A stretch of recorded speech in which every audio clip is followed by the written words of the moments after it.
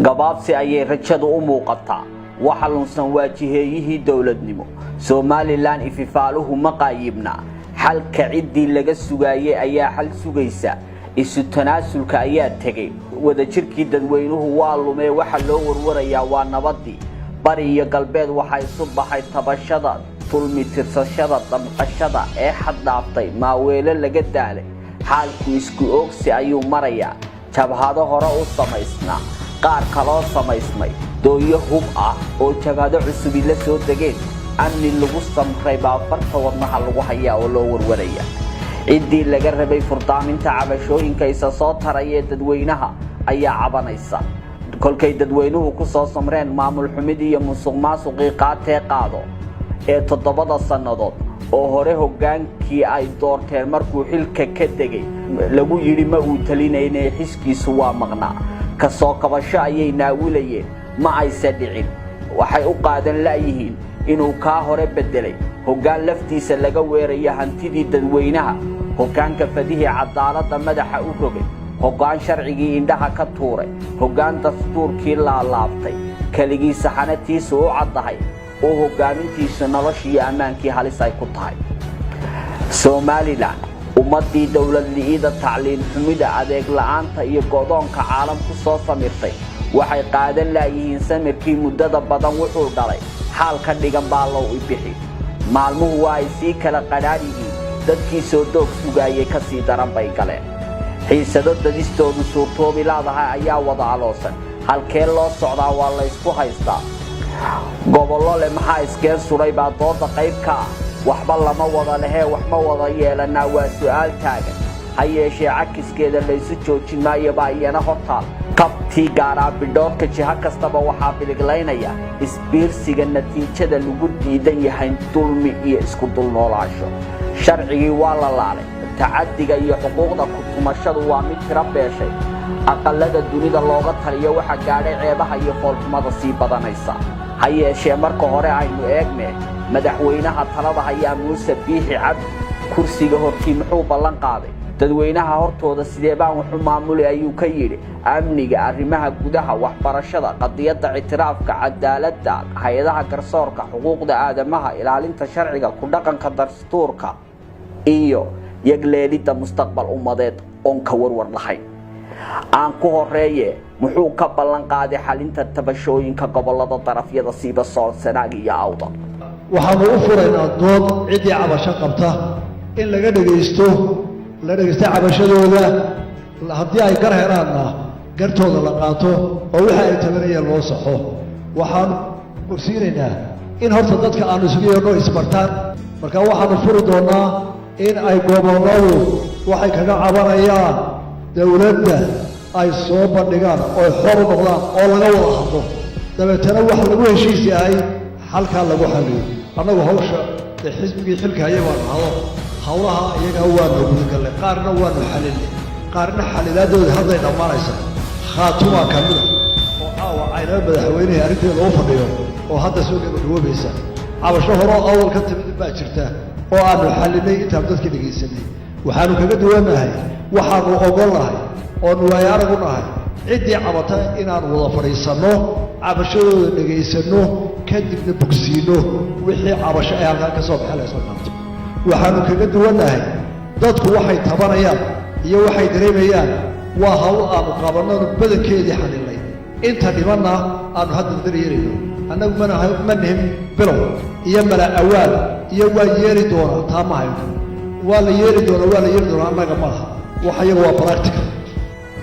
2 sanadood ayaa ka soo wareegtay wacad hore u yiil ayuu ka baxay ballan uu qaaday ayaa been noqotay dabadeed maxaa bedelkeedii tabashadii taale ayaa isa sii tarmisay cali khaliif galay wuxuu dawarinayaa wixii lala galay cid la hadasha ayuu baadi goobaya waa uu hadlaya garabyo wax la riixa ayuu u doontay samatar cadami hoori iyo qaar kale oo ka soo kala jeeda Awdal Sanaag iyo Sool ayuu garabsaday waxa aloosmay halku dadka qaar halis u arkaan kaasi oo ah Somaliland la wada leeyahay tabashada iyo wax wada la'aansha liidu Somaliland waxa lagu soo bandhigay jaamacadaha iyo goobaha madaxa banaan ee lagu doodo cidina dhegaysan weyday ha yeeshee waxay dhalisay doonistii cali qaliif qaleedh iyo saaxiibbadii tuka xoog badan dadka ayaa wardadnaa wada gaadhay laakiin anigu waxaan odhan lahaa oo khalad badanna laga fahmay war Somaliland la wada leeyahay haddaynan habkii Axmed Ismaaciil Cabdi iyo raggiisu ay u shaqeeyaan haddaan looga shaqayn wala meel fog baa laga dooni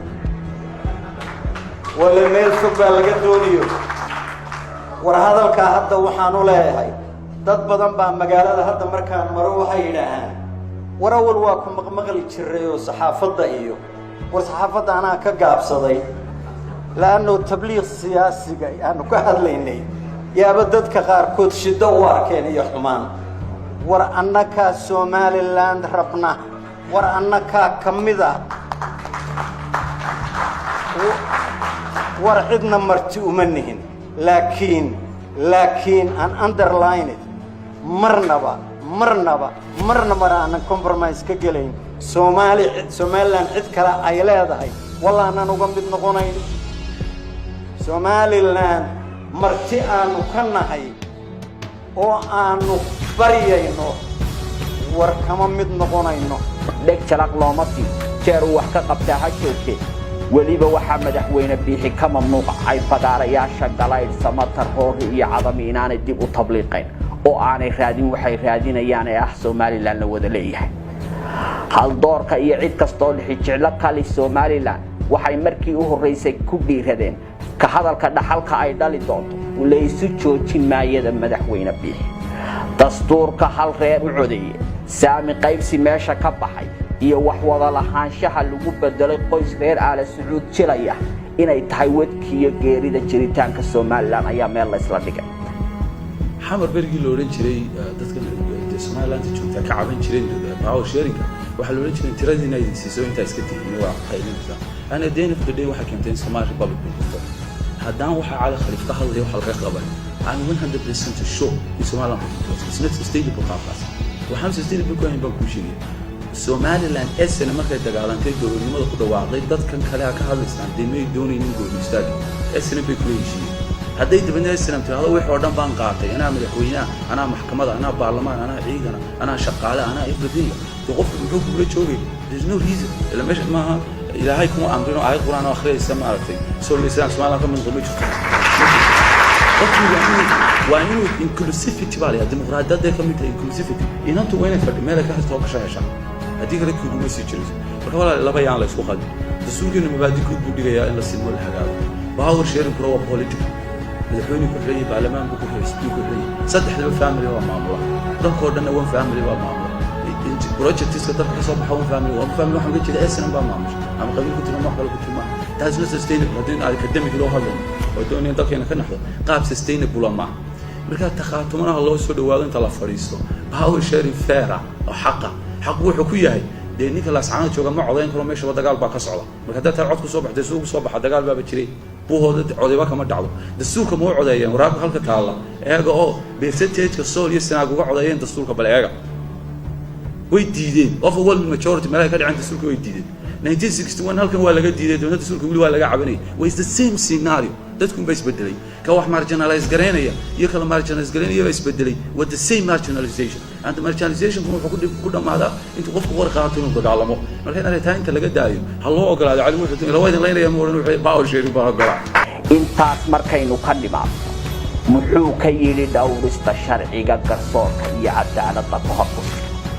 anagu hadda daraasadeen bayna mushkiladda taalla garsoorka mushkiladda horaan u soo diristay xalkiina waanu haynaa marka shicibka codka la siiyana xalkii baan ku dhaqaaqayna xalka aanu gelinoo ka bilaabayna wuxuu yahay koow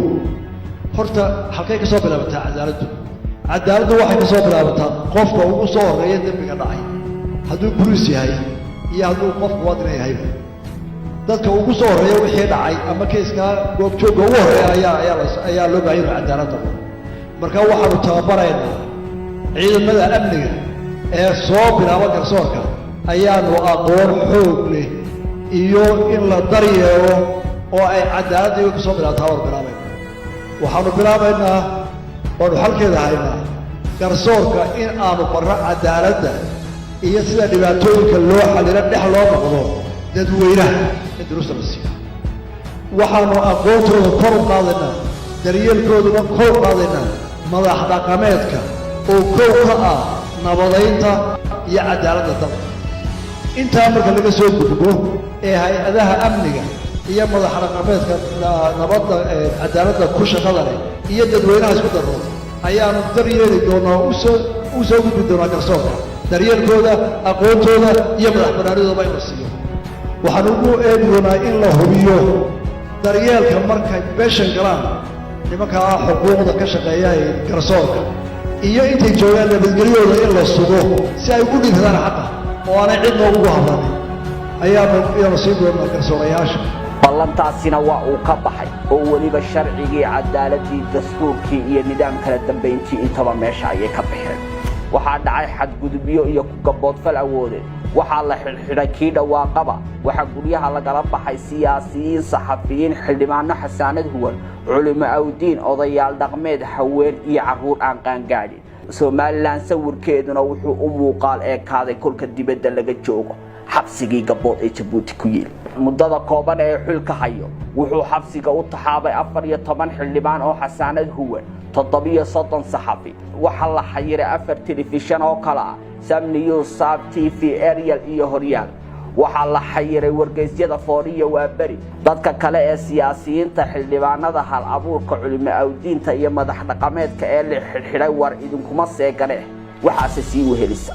kuwa inta la xidhxidhay dalka laga tarxiilay haween uur leh oo ku dhex umulay xabsiyada dhexdooda danyar la dhacay dhulkoodii oo ciidamo ku durduriyeen maxaabiis xabsiyada ku dhex geeriyootay dadka koofiyada dadweynaha u ah aqoonyahan iyo culimaba waxay ka hadlayaan ficilada wada ugubka ah waxay ka digayaan dambarkeeda waxaa loogu baaqayaa wax kastoo xal loo arko halkii looga fadhiyay dhibta wax ka qabashadeeda wuxuu ka cabanayaa kuwii bulshada u hadlayay meeshuu soo istaagaba dadka hadlaya iyo dhaliisha ayuu dhibsanaya waxaa hadalkiisa laga dheehanayaa culayska warbaahinta bulshada waa social media ay isaga ku hayaan kobtii uu ka hadlaba wuxuu leeyahay dadkii way hadlayaan maxay u hadlayaan tiknoolajiyada ayaa inawaasha ayuu leeyahay hal mashruuc ma uu fulin jid uu dhisay ma uu jiro sharcigii kamuu nabadgelin dhac iyo boob ayaa isaga wiilkiisa iyo walaalkii dadweynaha isugu daray sidaasi oo ay tahay wuxuu doonayaa Somaliland jasiirad ah oo waxba loo qorin la aqrin joog la dhig waa uu dudayaa dadka ay wada maagaya ayuu ku celcelinayaa waxaan soo jeedinayaa dadka aan siyaasadda sharcigu u siinin inay xisaab noqdaan ama af umada ay ku hadlaan inaanay siyaasadda ka abuurin wax aan jirin waxaan leeyahay qof kasta oo muddo kala hadlaya hadduu sheekh yahay hadduu madax dhaqameed yahay hadduu aqoonyahan yahay hadduu midna baacifra yahay hadduu civil society yahay wixii fidna iyo tafaaruqa waa ka soo horjeednaa xil baa naga saaray inuu ka helana dadka fidmadooda taladii odayaasha ninkii halka hadlayo xaajimiisaan waa ku soo xiriye geedka ee inta 4 saacad oo ilaahay taqaano wax kala doonayso waa doonay arrinta war maxay inoo daro oran jireen waxa la inoo tarayaa maamul internet Australia Canada Kawan Kamir Kawan Professor Kawan da kala hay mid walba soo tarnay oo talada soo wada wax u baahdan soo jaay ku talada laga ilaalin jiray haddaad marka furto 9 war oo aan muddo meel jira alahay badan ay qofka jiray maanta xabsiga dadka loogu jira 2,500 maxbuus weey dadka 140 waa dhalinyarada aad ka yarsaayso dhamaantood waxa ka yimaadaan magaalooyinka waaweyn ee tacliinta dhaqaalaha Hargeysa Boorama Burco ayo badan waliba waxay badan yihiin haddii la eego da'da sanad hore jaamacadda iyo secondary-ga iyo intermediate sanadka dambeeya boqolkiiba 40 ka maxaabiista marka laba meelood oo qaybiyo nus baa ku jiray secondary-ga sanadka koowaad ka labaad ka saddexaad ila jaamacadda maxaa dhacay xadaarada cusub ka tirada dhibaatada carruurta oo sii fara badanaysa waalidkina shaqo badan ma hayo duniskii ardayda isku xeeqay jeelashina way buuxaan sideeday u bedelaan maskaxda carruurteeda technology-ga kale dadka waxaan sheegayaa baariyaha dambe waxaa laga sasaa oo ay nagu soo kordhay oo caalamkuna fadhibayo oo ku soo kordhay dadka oo la siiyey waxa la yidhaahdo isgaarsiin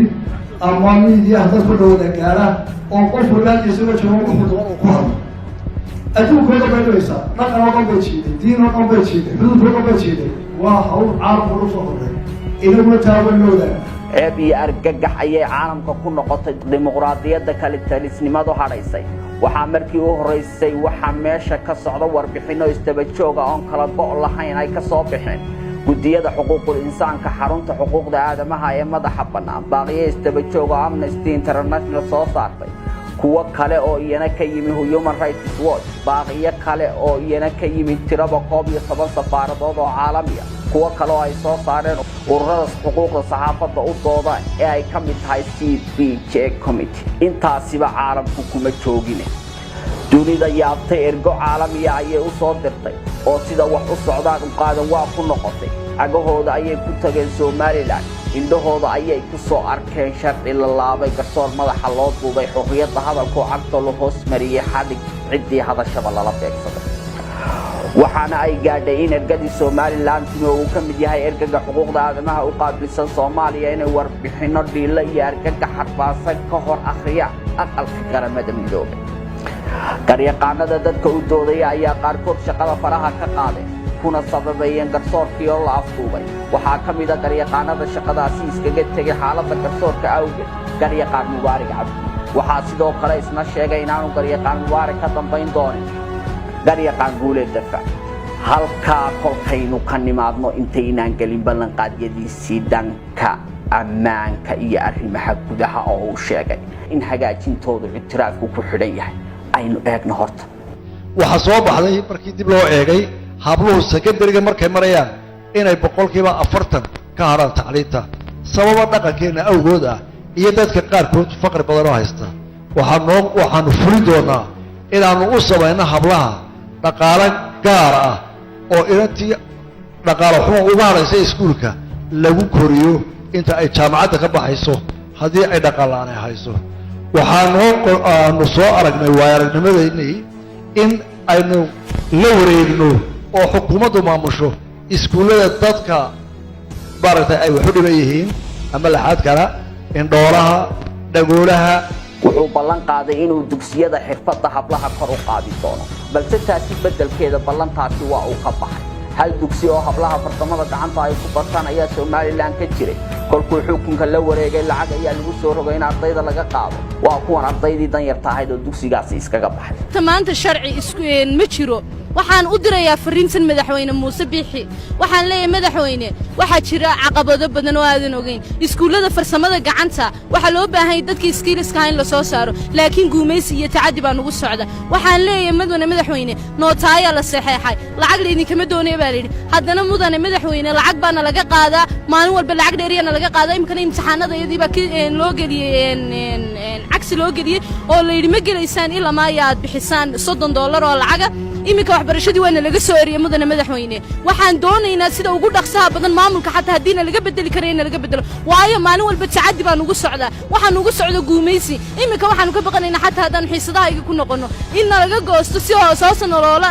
dhaqmo daarada mudane madaxweyne waxay nagu yiraahdeen markaan u tagnay halkii aanu kaga suganay inay yiraahdaan waxba la idin qabanaya cadaalad iyo sharci baa shaqeeya waxaana lagu jawaabay wax sharci la yiraahdo ma jirin walba meeshu wato meherad ka dhigta waxa leeyahay wax la isku qaban karaan ma jiro iyaga maamulka arrimaha gudaha iyo dibadda muxuu ka yimid waxaynu hagaajin doonaa wejiga arrimaheena gudaha habka dawladnimo ee aynu ka soo halkan ayaa noqonaya ta caalamka nagu aabinayo maamul wanaagga la dagaalanka musuqa kala dambaynta iyo amniga ayaynu xoogga saaraynaa si ay u noqoto caalamku muraayada ay naga arkaan amnigu halista ayuu daaqaya magaalooyinka badi geeshash ciidamo ah baa la geliyey jabhado ayaa samaysmay oo 5 maraya laba sanaaga oo mididadan tahay midna ciidamada ay soo fadhiyaan laba gobolka Sool ah oo weerarkoodu taagan yahay iyo mid awdal ka hinqatay oo samayskeeda xildhibaano u xidhan yihiin tan aan ku dul hakane 16 bishan aynu ku jirno waxa jabhada cusub ee awdal magaalo xeebeedda Saylac uga soo degay 3 doonyood oo hubsida doonyaha oo kala dambeeyay laba ka mid ah hubkii waxaa gaadiid kula wareegay oo gacanta u galay jabhadda awdal doonida saddexaad oo soo xidhatay 17kii bishan xilli maqribnimo ah ayaa lagu warhelay doonidaasina hubkii saarnaa waxa la wareegay oo gacanta ku dhigay xukuumadda hal qof ayaana loo hayaa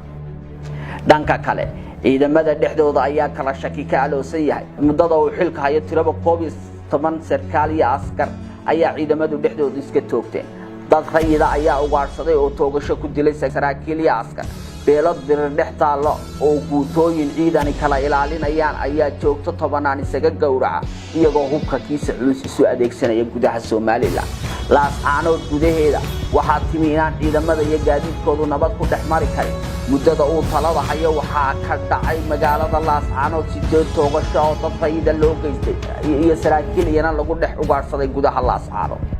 gebi ahaanba Sanaag Bari ayaa gacanta Soomaaliland ka baxday dabadeed maca salaamayn iyo karaasi lagu sagootiyay intaasoo istabataal iyo in kale ku sii hoos jirta xalinta iyo wax ka qabashadeedu waxay madaxweyne Biixi uga dhigan tahay xilmasaar tala kasta oo loo soo jeediyaa hal bacaad lagu lisay ayay noqotay cid kastoo dhawaaqdaana waa ay dhibaysaa hoggaan dudaya talada haaneeday waxaana dadweynuhu dib ay u hibanayaan digniinihii heesaaga caan baxay ee intaan la dooran madaxweyne Biixi ay ku qowlayeen kuwaasoo ay ka mid ahayd kaligii doobyaha talada ka duda dagay fuday dagal kuma dhismo kaligii doobyaha talada ka duda daraja ma hele